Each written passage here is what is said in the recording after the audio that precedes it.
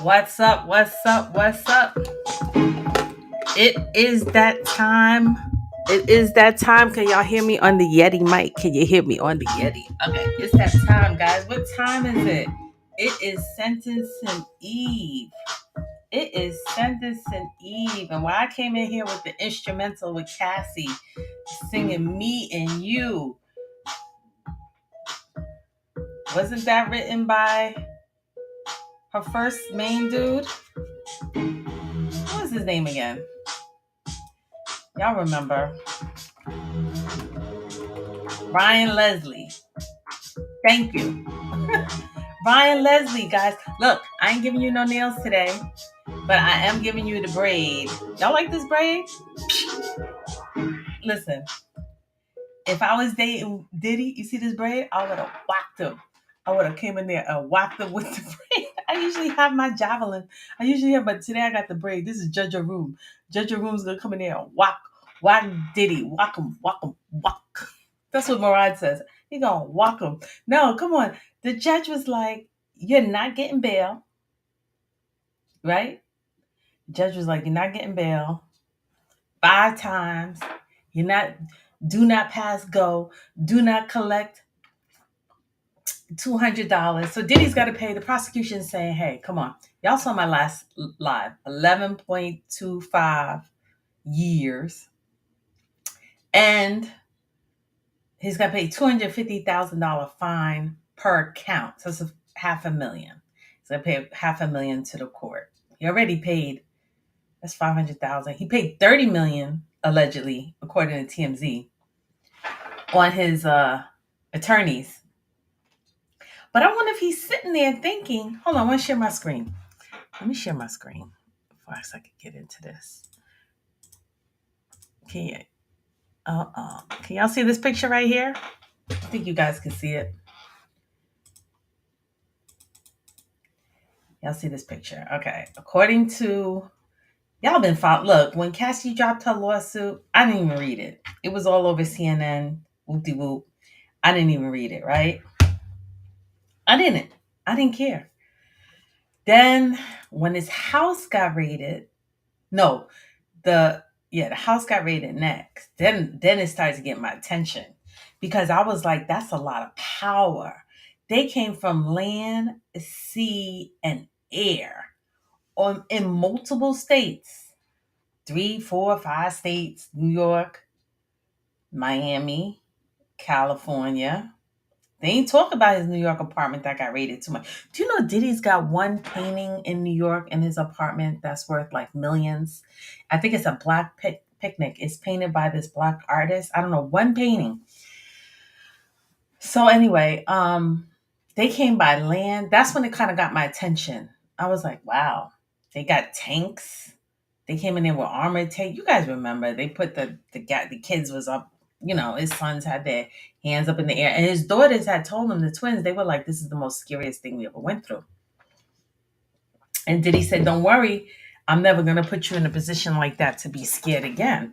That's why he moved to New York and got an apartment and thought he was just gonna do house arrest. He was like, "I'm not gonna run," because he didn't want his daughters to be scared.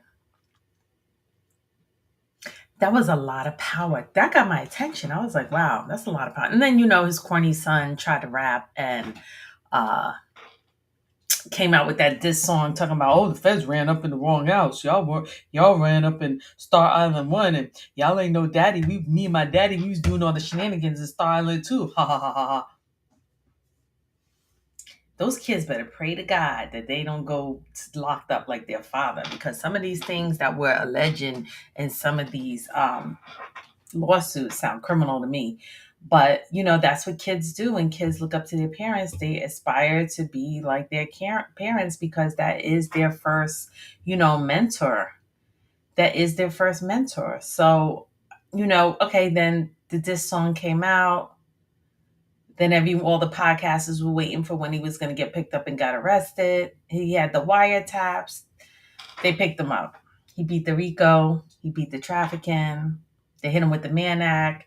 Everybody's saying, oh, well, it's racially discrimination. It was for black men, couldn't transport white women across state lines. If Diddy was smart, and another podcaster said this, I don't know who it was, but if he was smart when he was coming up, he should have groomed his own legal team. He should have got black young men and women who want to go to college. Say, I'll pay for your law school, but you come work for Bad Boy and you come work for us for 10 years. Since you knew the illegal shenanigans that you was doing, that then when you could keep it all in house. The legal team. But if you're on rugs. Let me say the right thing, rugs. Um, you're not playing with a full. Your brain is fried. You're not playing with a full deck of cards, and you got to mask a lot of that pain. You start doing. You're under Clive Davis. Clive Davis was known for. Listen, I'm not gonna sit here and say there's not rugs in the music industry. Of course there are. That's why they call it sex, drugs, and rock and roll, right? So yeah, there's, and especially in hip hop, right? But you're up under Clive Davis, who was notorious for giving white powder to, Jimi Hendrix and Whitney Houston and yada, yada, yada. So it just, I know some artists told me that, they did Dust, and I'm not going to say their name, and they won Grammys, and they did the best music that they did while they were under the influence. I think Biggie Smalls said the same thing. They drink and smoke, Tupac smoked, then they just get a better element. But that's besides the point. So I'm just saying, if his brain is fried, he's not playing with a full deck of cards. I think Diddy is very aggressive. I think he's calculating, manipulative. I think he's selfish. I think he's greedy. I think he likes to rob a lot of people. I think he likes power. And he just took advantage. He took it too far. But I didn't really come on there to say all that because y'all already know that. I came on here really to talk about Cassie's letter to the judge. Can you guys see this picture? Can you guys see this picture right here? What does it say? How cute is this picture? Diddy with his girlfriend, Cassie Ventura. Our only question is who took it? This was posted on 2013 at 3 a.m. on Twitter. Who took the picture? Could be anybody. It could be a security guard. It could be the maid. It could be someone arranging a FO. It doesn't matter who took it. Maybe it was a selfie. Maybe they had a tripod with a selfie pen. No, you can't really take a picture while they look like they in a deep sleep. But anyway, it could have been staged. These are actors and actresses. They could have staged it. It doesn't matter. Her latest letter to the judge. I'm not going to read it. You guys want to read it? Go ahead, Google it. I'm not going to sit here and read it. I read like 10 letters on my last live. You could go back and listen to those. And those are just basically on his immediate family. I'm trying to play devil's advocate, guys. I don't want y'all to sit up here. I got a lot of male friends that are either quiet or they're defending Diddy. And in my personal opinion, I feel like if you're going to sit here and defend Diddy, means you have a strong dislike, a strong disdain. Let me use the right word, disdain towards women. I don't know how anyone could sit up here and say after they watch that video, unless you're just in denial or you think it's okay to kick, beat, stomp, bruise, cut, a woman, especially when she's like half his size. Okay. If that's your belief, I don't want to hear it. Keep it to yourself. And I'm having a hard time having friends. I have a lot of male friends, and a lot of them really want to see him get out of jail. They don't want to see him arrested. They feel that it was a setup. They still thinking she's manipulative. They still think she wanted the FO. Okay, fine. Fine. We could be divided on this. Like we're divided on a lot of things like politics, religion. Now we're going to be divided with this. However, the last letter Cassie wrote, she got away with the bodyguard, married him, had kids, was living back home with her mother in rehab, started journaling. She wanted to be heard by I understand, like, give me an apology. I want to be heard. I want to be seen. I want to be understood. I want to be acknowledged. He just used her like a toy. He used her like a toy because he had his main woman. We all know, rest in peace, Kim Porter. He had his main woman, his main family, other kids. She never had kids from him. Then he moves on. He goes with Young Miami. Maybe it was a real relationship. Maybe it wasn't. She's on the Met Gala. She's younger than him. She's more in touch with the. Diddy has like a Peter Pan syndrome. He doesn't want to grow up. He doesn't want to do things that 60-year-olds are supposed to do, or 50-year-olds are supposed to do, or 40-year-olds. What do? We sit home, we eat popcorn, we watch Netflix. That's it. You know who runs the street and goes out late and comes home at 5 o'clock in the morning? My daughter. I'm home in the bed. Okay, bye. Been there, done that. You kind of just get to different, but he wants to have the rebirth and turn up and party with his kids and keep the party going. And I'm not here to judge you. Do you, have fun. But had he been home minding his business, he wouldn't be sitting in prison right now.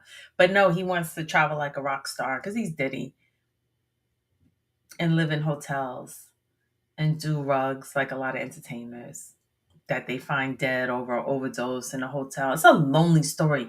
You guys go look up Marvin Gaye's biography. At the end of the day, with Marvin Gaye, all the women he wanted, with his gangster father, at the end of the day, he wound up alone living in Hawaii in a trailer. And I was like, wow. The music business, I think people don't understand. Artists, they give so much to the entertainers that they really miss out on a lot of their own personal life, like holidays with family. And I think in some of the letters I read on my last live, his sister was saying, I realize now, instead of getting high and being on the road and in hotels with hiring these male entertainers, I should have been at my nephew's, basketball game or spending time with my sister. I should have been, like, he was lost. And now with prison, he's trying to find himself. I think Judge Room is very smart. I think he's tired of Diddy's legal team shenanigans. He's facing 20. The prosecution said 11. His legal team wants time served. He might go middle of the road, 5-6 years.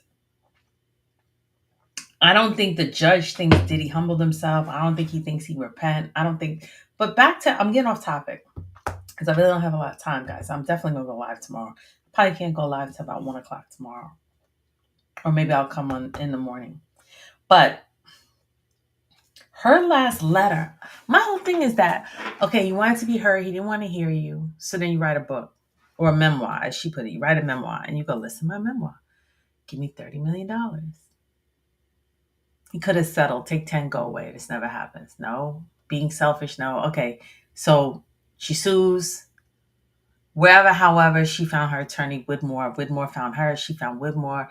She couldn't pay. He took 10%. He took whatever, however, or maybe the liquor, Diageo, maybe the liquor company sent the attorney to her. She told her story. She got paid. When she got paid, you got 30 million. She could have went off quietly into the sunset with her husband, mind her business.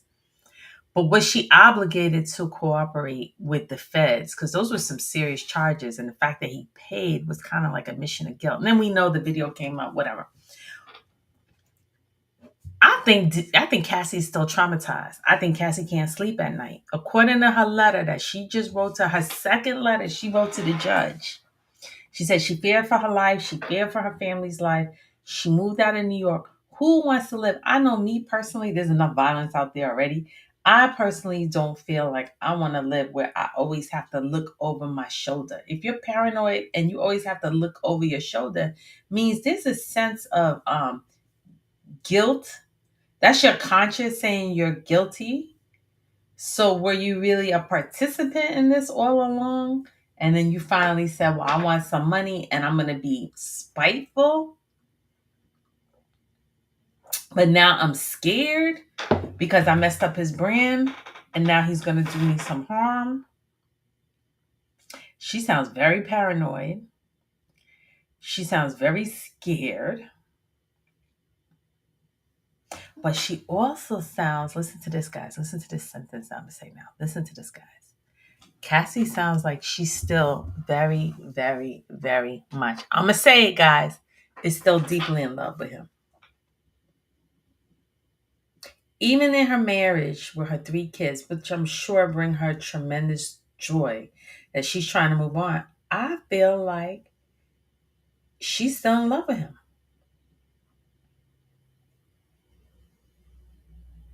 That's just the feeling that I'm getting. Remember Chris Rock did a stand-up show and he said, you ain't never really been in love and try to kill somebody. You go to Home Depot and you buy some body bags and some rope. You ain't really never been in love till you try to kill someone. Remember he said that? She's going for the jugular. She's like, put him under the jail. You hate him that much. I feel you still writing letters and you can't sleep. You got three, 2 girls and a son and a decent husband. I don't know the man, but he seems to be decent enough to show up to marry you, to show up with you in court and support you. Kudos to Alex Fine. Like, I don't know if he has any ulterior motive. Who knows? I mean, you could just meet someone at the you can have arranged marriage or meet someone at a restaurant or something at a club or a bar and they may have ulterior motives. I mean, you just never know. It's the luck of the draw. I'm telling you, it's just the luck of the draw. I think Cassie's still in love with Diddy. And then, when the attorney was like, oh, it's a great love story. I wouldn't call it a great love story. But for her to sit down there and take that energy and write the judge for the second time. But remember, they call it, I'm not a psychiatrist, but they say trauma bond. There's trauma bond. She's 19. He groomed her. Maybe she really didn't experience or know what real love looked like. Maybe this was familiar to her. I mean, now that she's a mother and she's a mother of women, she's going to be able to tell her kids, hey, don't go with a man maybe 20 years older than you. Maybe don't go for men with money. Her nails look nice in that picture. She's gorgeous. Cassie's gorgeous. I mean, from the outside looking in, they look like a nice couple. Why are you? Don't go with a man who's older than you. Don't go with a man who has a family, who already has a family, right? Don't go with a man who's already has a family. Don't go involved with your boss. There's a lot of mistakes she made that she needs to be accountable for. At 19, haven't we all done something stupid at 19? Haven't we all done something stupid at 14, 15, 16, 17, 18, 19, 20, 21, 22, 23, 24, 25? And then you look back now, you in your 30s, your 40s. What was I thinking? Why did I waste all my time? I was so young and beautiful and pretty. I could have did this. That's life. That's why everyone now is writing a letter to your younger self. Hey, this is real quick. What I'm drinking, get your energy in the morning. This is Bustelo coffee, iced coffee. I put a little cocoa, sugar-free cocoa, with a banana and some dates. It's delicious. It gets my energy up in the morning. I want to know in the comments, please, guys. Write me in the comments. Y'all don't be writing me. I got closet fans. Y'all are my closet fans. Y'all want to sit on here, listen to what I got to say. And I appreciate everyone last week. Y'all don't like me. Y'all don't hit no like button. Y'all don't share. And y'all definitely don't comment. Let me know in the comment. I'm going to read the comments. I'm going to come back. And be like, y'all gave me 0 comments. No. Do you think Cassie is still in love with Diddy? I'm going to say yes. Because if she wasn't, she would just go find her happy space and just go. You could have taken the money, took 10 million, settled for 10 million, took 10 million, and rode off into the sunset with your happy husband and your happy kids and got a nice, decent sized property. I said it before, that 30 million, she needs to donate it to charity because there's a trauma bond triggered with that money. When someone dies and you inherit money, that is the worst way to get money because every time you think of George Floyd, it was horrific what happened to him and we all had to witness it, right? and he had a small daughter. That daughter's going to be traumatized by that image. Guess what? Dolly Parton said, I'm going to give you all of my Disney stocks. God bless her. God bless Dolly Parton, right? Now, this girl's going to think, I own Disney. I get to go to Disney. Me. Why do I get to have all this Disney privilege? And every time that child's going to go to Disney, she's going to cry and she's going to be sad because it's going to trigger her of what happened to my dad. And because that happened to my dad, my mom sued, or Dolly Parton gave me Disney stock. And I mean, she gave her like her whole portfolio. You know what I mean? Like it was, she gave him a nice piece, right? Look it up. That's what I'm saying with Cassie. If you really want to free yourself, she's just like digging. She's very toxic. And she's just digging a hole deeper and deeper and deeper and deeper. Was she a victim? Yes. Did she make some bad decisions? Yes. Was she young? Yes. Did he turn her into an addict? Yes, yes, yes, yes, yes. Is she codependent? Yes. She was too weak to free herself by herself. So she just went from one relationship to another relationship back to back. And then you could easily, if you're a mother and a wife, you already know what I'm going to say. And you could easily lose yourself and lose your identity within your marriage and by raising kids. I think if I was Alex Fine, I would be concerned. Not for your wife's safety or your safety, and not for your kids, and not about money and what the society thinks. No. Unless Alex Fine wrote that letter for Cassie, which I doubt he did. It was well written. I think that, and this is probably all therapeutic. And then they said this was this other lady, Mia, the white secretary. She wrote the judge. She's like, I want to come and speak in front of the court for 5 minutes because you get the right.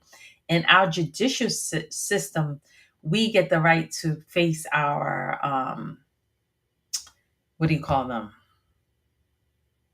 Abusers. You get to, so she wants to come into court. She wrote a letter to the judge. Can I come and speak for 5 minutes? Everybody's writing 71 letters, but this one, she's like, no, I want to come and speak. Did he just dug his own grave? But I think Cassie is still, I think once you get off the rugs, you start seeing things differently. Like, oh my God, that was me. Oh my God, I did that. I allowed that to happen to me. Why did I do that? It's like, it's shocking. It's shocking. And that's why she says she was wanting to, unalive herself, which is horrible. And she probably needs work every day. Opioid dependency, she's gonna have to be on, substances every day for the rest of her life to weed off of that. And honestly, I think we should just both pray for both of them. I think both of them just pray for Cassie, pray for Diddy. He dug his own grave, but he done a lot of mischief and a lot of harm to a lot more other people. So it's time, as Gene Dale said, it's time for him to sit down. I agree with that. Between City College, I was there at City College. I talked about it on my other lives, guys. He's been shooking and jiving with Big, with Pac, with Wolf, robbing people, robbing his artists, like every other label does in the music business. Guys, give me a thumbs up if you want me to keep coming back.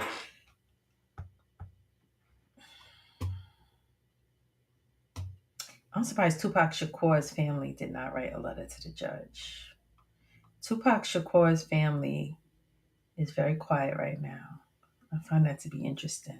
Did y'all hear what Suge Knight said? Suge Knight did call into the Art of Dialogue, I believe it was, and said Keefe D told him that Puff paid the $500,000 up front, was 500 up front.